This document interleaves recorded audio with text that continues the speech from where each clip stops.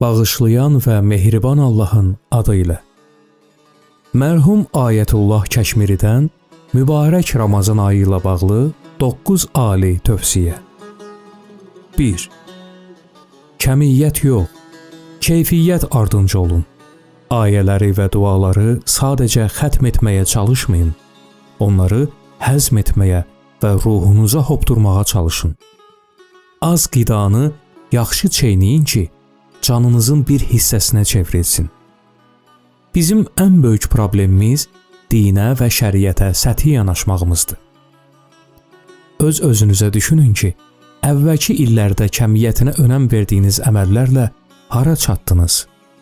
Ramazan ayının başlanğıcında mütləq niyyət edin ki, yalnız Allaha xatir oruç tutacaqsınız. Yalnız Allaha xatir. Oruculuq qaydalarına istək və həvəsiniz qədər əməl edin. 2.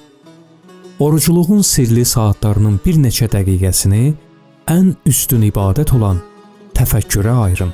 Özünüz və Rəbbinizlə xəlvətə çəkilin. Xüsusilə də Allah Taala'nın sizinlə olan münasibəti barədə düşünün. Ümid var ki, mərifət qapıları üzünüzə açılsın. 3. Ramazan ayında bəndəliyin ən mühüm məqamlarından biri Peyğəmbər Əkrəm Salavatullahın təkidlə tövsiyə etdiyi uzun səcdədir. Bəndəlik səcdəsi zamanı rəhmət buludlarının başınıza hansı bərəkətin yağdırdığını yalnız Allah və onun övliyaları bilir. Gün ərzində mütləq bir uzun səcdəniz olsun. 4. Mümkün qədər öz evinizdə iftar edin. Hətta məscidlərdə belə iftar etməyin.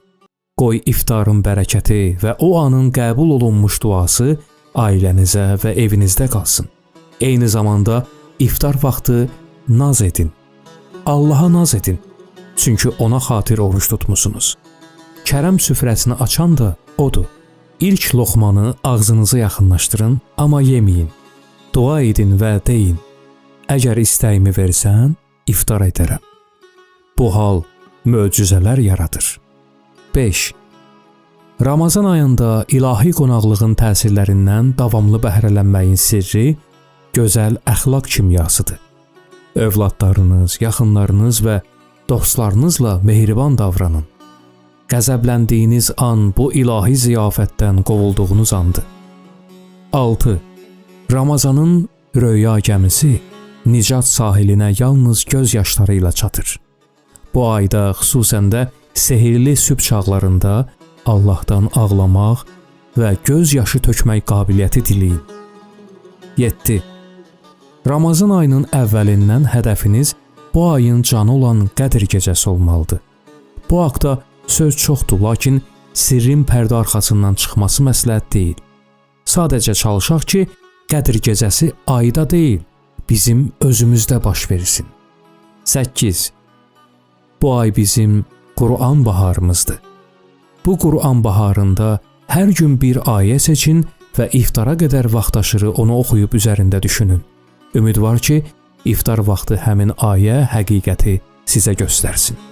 9. Bütün Ramazan ayı boyunca diqqətiniz həqiqi oruç tutan və kamil insan olan İmam Zaman əleyhissalam ağadan yayınmasın.